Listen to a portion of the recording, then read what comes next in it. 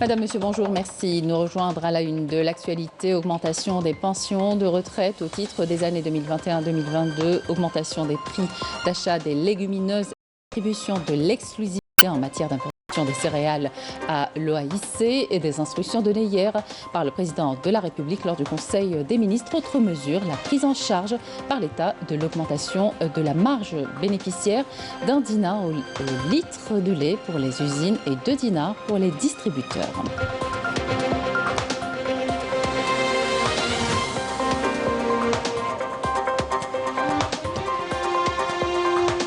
Et concernant la situation du programme complémentaire de développement de la wilaya de Khenchela, le président de la République a insisté sur l'importance d'accélérer la concrétisation du programme de développement au profit des citoyens de la wilaya et de le suivre en détail chaque semaine. En réponse à l'invitation du président de la République, Abdelmajid Tebboune, le président du Conseil des ministres de la République italienne, Mario Draghi, entame aujourd'hui une visite en Algérie. On reviendra justement sur les relations algéro-italiennes qui ne cessent de se consolider.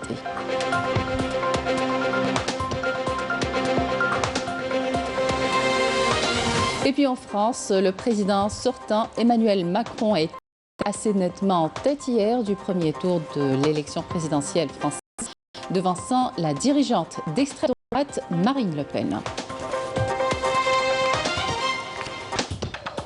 Bienvenue à tous. En réponse à l'invitation du président de la République, Abdelmajid Tebboune, le président du Conseil des ministres de la République italienne, Mario Draghi, entame aujourd'hui une visite en Algérie, s'inscrivant dans le cadre du renforcement des relations de coopération entre les deux pays. Les relations bilatérales entre l'Algérie et l'Italie ne cessent de se consolider, avec notamment des consultations politiques à un haut niveau, en plus d'un partenariat économique solide et des échanges commerciaux qui ont atteint les 6 milliards de dollars en 2020. Partenaires stratégiques, l'Algérie et l'Italie sont signataires de dizaines de contrats de coopération dans divers secteurs, notamment dans le domaine de l'énergie. Abdelmajid Bankassi. Des relations algéro-italiennes historiques, stratégiques et solides et qui ne cessent de se renforcer dans tous les domaines, particulièrement dans le secteur de l'énergie. Et des relations marquées également par une convergence de vues sur les questions économiques régionales et internationales. Il faut savoir que l'Italie est le premier client de l'Algérie, d'où elle assure le tiers de ses approvisionnements gaziers. Plus de 200 entreprises italiennes ont réalisé des travaux d'infrastructure en Algérie. En 2020, le volume global des échanges commerciaux entre l'Algérie et l'Italie a atteint près de 6 milliards de dollars, dont 3,5 milliards de dollars d'exportation algérienne vers l'Italie, notamment les hydrocarbures, et 2,42 milliards de dollars d'importation de ce pays, principalement des biens d'équipement. Partenaires stratégiques, l'Algérie et l'Italie sont signataires de dizaines de contrats de coopération dans divers secteurs, notamment le domaine de l'énergie, avec la signature l'année dernière de 2 contrats de partenariat entre Sonatrach et l'entreprise italienne Eni, présente dans notre pays depuis 1981. Le contrat de vente de gaz algérien à l'Italie a été renouvelé en mai 2019. Durant le premier trimestre 2021, l'Italie a été la première destination des exportations algériennes de gaz, avec un volume total de 6,4 milliards de mètres cubes, soit une progression de 109% par rapport à 2020. Des relations de partenariat économique appelées à se renforcer davantage dans le segment de la PME-PMI, un domaine où l'Italie possède une grande expérience. Une coopération qui doit toucher également au partenariat industriel avec le renforcement des investissements communs, mais pas seulement. Les relations culturelles, scientifiques et technologiques se sont-elles aussi consolidées. Sur un autre plan, Alger et Rome comptent renforcer leur partenariat politique à travers des consultations à un haut niveau, avec comme objectif faire face aux défis régionaux et internationaux complexes, le tout avec une forte volonté politique et des positions proches et communes. Le président de la République, chef suprême des forces armées, ministre de la Défense nationale, Abdelmadjid Tebboune, a présidé hier une réunion du Conseil des ministres consacrée au suivi de la situation et aux prévisions de production des céréales, la mise en œuvre du programme complémentaire au profit de la wilaya de Khenchela, le taux de suivi du projet de phosphate, outre l'adoption de l'accord relatif à l'enseignement de la langue arabe dans les écoles primaires en France et d'un projet de loi relatif aux relations de travail. Nasrine Ben Saïdi. Augmentation des pensions de retraite au titre des années 2021 et 2022, une décision validée lors de la réunion du Conseil des ministres présidée par le chef de l'État Abdelmadjid Tebboune. Il s'agit d'augmenter à hauteur de 10% les pensions inférieures au équivalent à 15 000 dinars, de 5% les pensions allant de 15 000 dinars à 20 000 dinars, de 3% les pensions entre 20 000 dinars à 43 000 dinars, outre l'augmentation de 2% des pensions de plus de 43 000 dinars. Concernant le projet de loi relatif aux relations de travail, le président de la République a salué les amendements contenus dans le projet de loi, notamment en ce qui concerne l'octroi d'un congé sans solde d'une durée d'une année renouvelable de 6 mois pour tout salarié désirant de créer une entreprise pour encourager les jeunes à créer une dynamique dans le secteur productif. Le président de la République a par ailleurs ordonné l'accélération du processus d'octroi de la carte Chifa aux bénéficiaires de l'allocation chômage et l'élaboration d'un fichier définitif recensant les bénéficiaires des contrats de pré-emploi en prévision de leur insertion définitive dans les postes. Concernant la situation du programme complémentaire de développement de la wilaya de Khenchela, le président de la République Abdelmadjid Tebboune a insisté sur l'importance d'accélérer la concrétisation du programme de développement en mettant en place des mécanismes de communication et de suivi de l'avancement des projets au niveau du ministère de l'Intérieur. Concernant l'avancement du projet de production de phosphate intégré, le président de la République a insisté sur la nécessité d'accorder une importance majeure au suivi strict de ce projet en accélérant la réalisation de la ligne ferroviaire Tébessa-Port de Annaba pour le lancement et la concrétisation effective de ce projet d'envergure. Pour ce qui est de la production céréalière, Abdelmadjid Tebboune a donné des mesures incitatives en vue d'encourager les agriculteurs, à savoir l'augmentation des prix d'achat des légumineuses suivant les propositions du gouvernement et l'octroi de l'exclusivité en matière d'importation des céréales à l'Office algérien interprofessionnel des céréales. Abdelmadjid Tebboune a en outre instruit le gouvernement de recourir aux dernières technologies d'irrigation agricole, notamment pour les superficies de culture céréalière. Concernant la fourniture du lait subventionné, le président de la République a annoncé que l'État prendra en charge l'augmentation de la marge bénéficiaire d'1 dinar le litre de lait pour les usines et de 2 dinars pour les distributeurs. S'agissant du secteur de l'éducation nationale, le président de la République a chargé le gouvernement de promouvoir l'impression et l'édition en braille en adoptant le principe de la gratuité de ces livres. Et concernant le secteur de l'éducation nationale, le président de la République a ordonné l'intégration de l'ensemble des titulaires des contrats pré-emploi dans le secteur avant la fin de mai 2022. Plusieurs projets ont été lancés à Khenchela. La wilaya bénéficie d'un programme de développement d'urgence décidé par le chef de l'État. Le but, booster l'économie de la région et rattraper le retard en termes de développement. Le point avec Yamina Saïdi. Le dédoublement de la voie reliant la wilaya de Khenchela et Betna s'étend sur un tronçon de 18 km. Cette nouvelle voie permettra d'alléger la pression sur la route nationale 18, un méga projet qui revêt une importance capitale pour toute la région.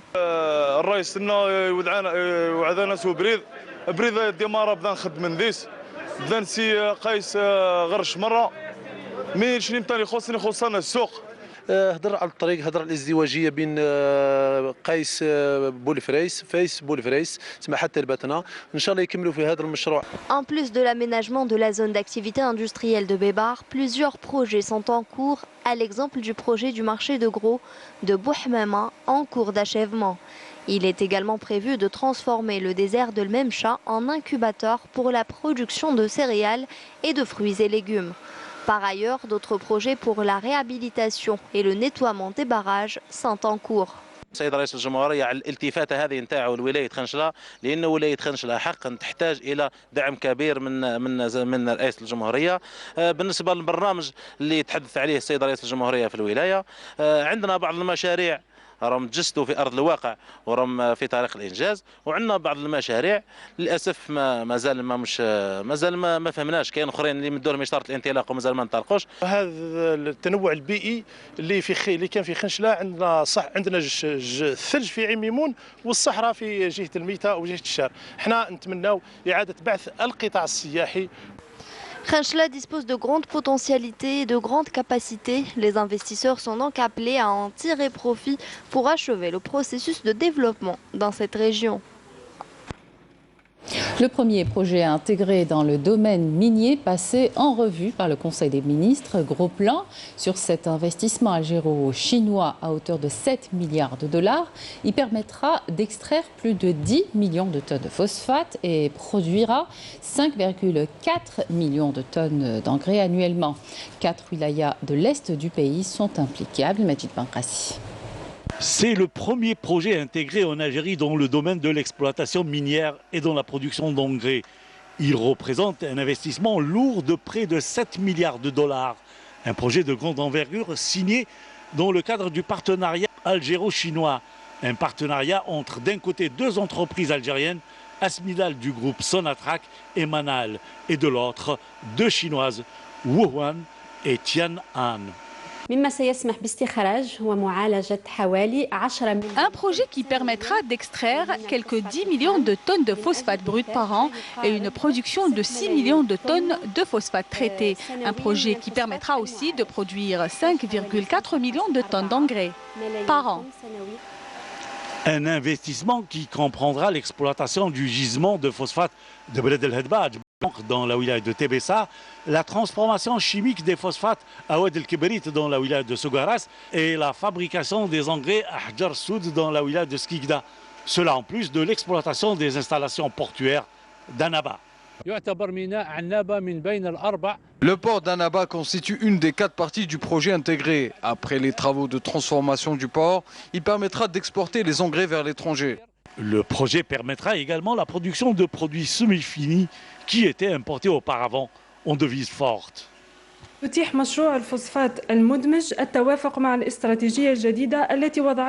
Cela s'inscrit en droite ligne dans la nouvelle stratégie du gouvernement qui vise à diversifier la production nationale.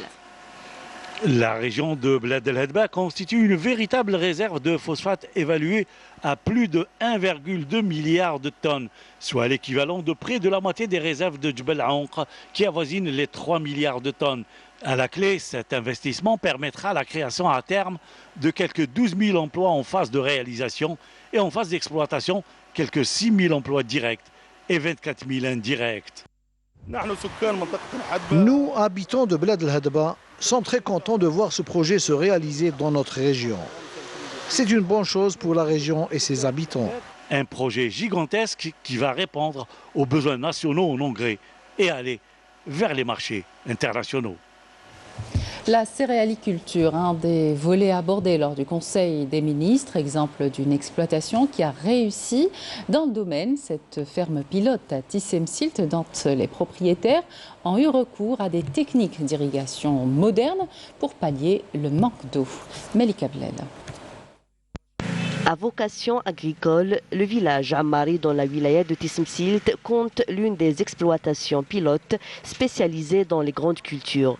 Ici, dans cette ferme, gérée par Chawki Rabah, de grandes surfaces sont consacrées à la plantation de blé dur. Nous produisons des semences de base et de pré-base. Nous essayons de produire des semences qui s'adaptent au climat de cette région Al-Ammari. La région d'El Ammari est connue pour sa grande culture céréalière comme le blé dur, le blé tendre et l'orge, et aussi les légumes secs. Les terres dans cette région sont connues pour leur fertilité. Avec la faible pluviométrie enregistrée ces derniers mois, l'opération de fertilisation se fait par intermittence, une méthode nécessaire pour préserver la bonne qualité de la production. Pour la deuxième étape, nous procédons à la fertilisation azotée pour notre récolte. Pour cette opération, nous avons mobilisé tout le matériel de l'exploitation. Nous faisons le suivi zootechnique en améliorant les espèces et en veillant au procédé d'engraissement. L'exploitation modèle d'Al Ammari a investi également dans l'élevage animalier, une activité qui a permis d'approvisionner le marché local. L'actualité à l'étranger à présent. En France, le président sortant, Emmanuel Macron, est arrivé assez nettement en tête hier au premier tour de l'élection présidentielle française, devançant la dirigeante d'extrême droite, Marine Le Pen, qui l'affrontera le 24 avril dans un duel s'annonçant plus serré qu'en 2017. Le point avec Walid Youssouf. Avec un taux de 27,6%, le président sortant Emmanuel Macron arrive en tête de liste du premier tour de la présidentielle française, talonné par la candidate de l'extrême droite Marine Le Pen avec 23,4% des voix, se qualifiant ainsi au second tour de la présidentielle prévue le 24 avril prochain. Avec quelques milliers de votes derrière Marine Le Pen, le candidat de la France insoumise, Jean-Luc Mélenchon, arrive quant à lui en troisième position, totalisant 21,9% des voix. Pour Valérie Pécresse et Anne Hidalgo, les élections présidentielles de 2022 virent au cauchemar, avec respectivement 5% et moins de 2% des suffrages. Les deux candidates réalisent ainsi le pire score jamais enregistré par leur parti.